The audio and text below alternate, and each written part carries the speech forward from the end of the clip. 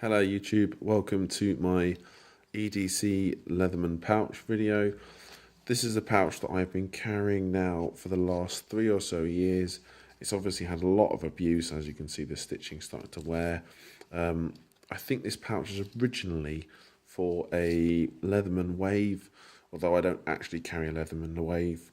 Because of where I live in the British Isles, carrying a blocking blade every day is a bit of a legal issue, and I don't wish to get in trouble with the law, so I carry something that's non-locking and a bit smaller. But without further ado, let's get into the pouch. On the sides, as you can see, there is a Streamlight ProTac 1 AA.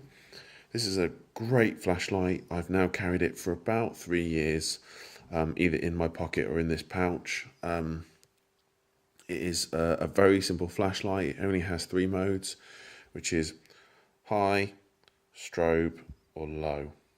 And all those modes are just perfect for what they are used for. High's got a really good beam on it, really long distance. Strobe's very distracting, and the low beam is really good for those small tasks. This flashlight probably pumps out about 80 looms, I think, with a standard battery, but with a 3.7 volt battery inside it, it's pumping out more around, I reckon, 160 lumens. I couldn't recommend this enough, guys. All the Streamlight range I've been really impressed with, but this has definitely been my favourite. The next item in the pouch is some tenacious tape. This tenacious tape is kind of a camping tape, really.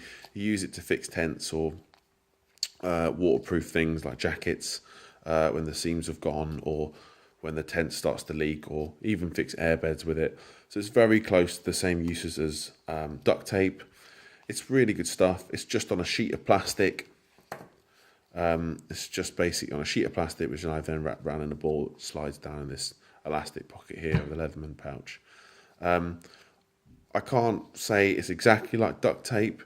I actually find it quite a bit stronger and also a bit stickier, but I guess that's my own opinion. But it's very good tape, and it's definitely waterproof. The item that I have inside that tape is this whistle. It's a cheap whistle, but actually really loud. I've been quite impressed with it. But inside there, it allows me to carry a £5 note or a £10 note, but I was feeling particularly cheap that day. This is obviously O-ring sealed, which makes it watertight, but it doesn't need to be watertight because £5 notes are actually waterproof. The inside the actual kit, as you can see, the profile's not too thick. I was trying to make it sort of not to overfill it, but obviously I wanted all the items I'd probably use on a day-to-day basis inside here. So inside this pouch, it's quite a tools-heavy pouch. The first item is my Victorinox Swiss Army knife. This is a personal Swiss Army knife because it actually came originally from a Swiss Champ and another Swiss Army knife. I modified it and put them both together, and this is the end product. I installed a Damascus blade on this. I actually had to destroy a very nice knife to do so, but it was well worth it because now it's totally unique. It's a lovely Damascus blade on this, a nice steel, very, very sharp, and it goes really well with the actual knife itself. I also obviously changed the tool set around to tools that I would actually use and I actually wanted. So I have a file. Victorinox does a really good file with a cutting edge on the bottom, and also the rough and the coarse and finer side on this side. Through the tools, there is a saw. Again, very good tool. It's got a good sharp 90-degree spine on the back for striking a ferrocerium rod, and also it's really, really sharp teeth, and it really does go through wood like butter. The next one is a pair of pliers. Really good little pair of pliers. Obviously they don't have the same ability as a Leatherman does, but in terms of very handy for pulling stuff out or even just holding onto a nut to turn it, they work really well. It has its limitations, but I don't mind that particularly, because if I need a really decent set of pliers, I'll just use a set of pliers like these. The next one is obviously a screwdriver, which is instead of a corkscrew. As you can see, it has a pocket clip for when I do carry it in my pocket, and a small high visibility reflective lanyard. This has been a very nice knife to carry. To be honest with you, I've had it 3 or so years and I've never swapped it for another knife. It doesn't have a rotation, it's just this one. And it's baby brother, which is a smaller version. I'll show that in another video. The next item in the tool pouch is this, which is a Victorinox tool bit. It is a angled piece of steel with a tool bit hole on this side and a tool bit hole on that side. It has screwdrivers and hex bits in here. These tools I've chosen personally. They've what I found I've needed the most when I've needed to use this tool. But this piece especially is very useful because you get a lot of grip on the handle here so that you can really get some torque on whatever you're undoing. But sometimes what you're undoing is out of reach. So you have to use this end, which means this is really short. It's only about a 1 or 2 finger grip. So what I do is I put this hex bit inside here. It's about the same thickness and it gives you a bigger grip on this, on the end of this handle.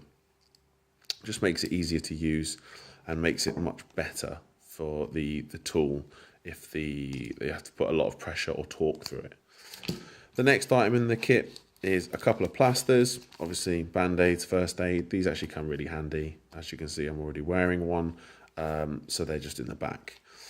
This piece of plastic is actually for shimming indoors.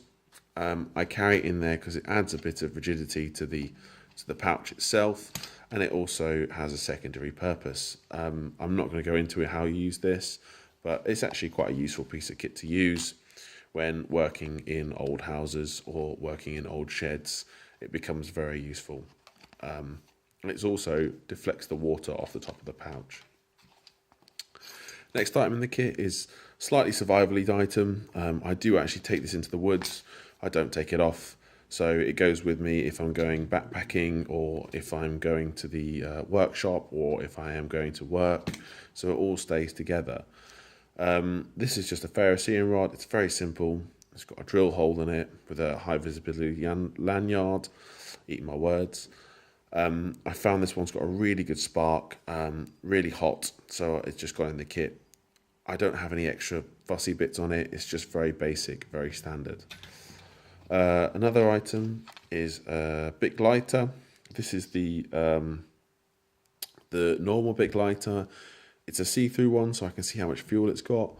I actually found this one on the side of Whistler Mountain in the snow. It didn't work straight away, but after I dried it out back at the lodge, it worked perfectly, and it so stayed in the kit for its reliability, and they're just great lighters. Another tool inside this kit is a small wrench. It's a toe peak version. It has an 8mm on this side and a 10mm on this side. It's very good, especially when working on a motorbike. There's a lot of 8 and 10mm bits, and when combined with a Victorinox's pliers, you can tend to get most nuts and bolts off that are that size off the motorcycle. The kit's now looking pretty empty. In the front, kind of fiddly to get out here, I have a sewing needle, pretty thick one, good quality sewing needle, and some Kevlar thread that's been, it's got electrical tape around it.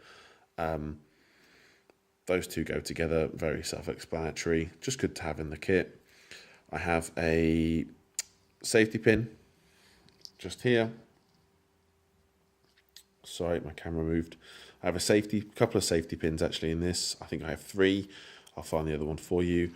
And some paper clips, which are good for not just being paper clips, but I'll leave that to your imagination. Here's the last safety pin. This is a Victorinox pen. It's very small. It's actually really hard to write with, but in a pinch, it does work. It's a shame that I couldn't find the scales in this color that had the pen slot, but beggars can't be choosers. I think the last item inside here is a Victorinox signal mirror. It's a very self-explanatory item. It's a signal mirror. It's got a viewing hole in the back. Never used it. Hope I'll never have to use it. But even if it was just to see whether or not I've got a cut on my face or try and look around the corner, I don't know. But it's in there and it doesn't take up much room. So guys, that is basically the kit. As you can see, the sheath is now well built up after those kind of 2 to 3 years of use. I do sometimes carry it horizontal, but very rarely. Thank you very much for watching. Please subscribe to my YouTube channel. This is my first video ever. It's probably not the best video you guys have ever seen, but all I wanted to do was show you guys my little kit that I do carry. And I hope you guys get some ideas from it or are able to share ideas. And I hope to see you in another video.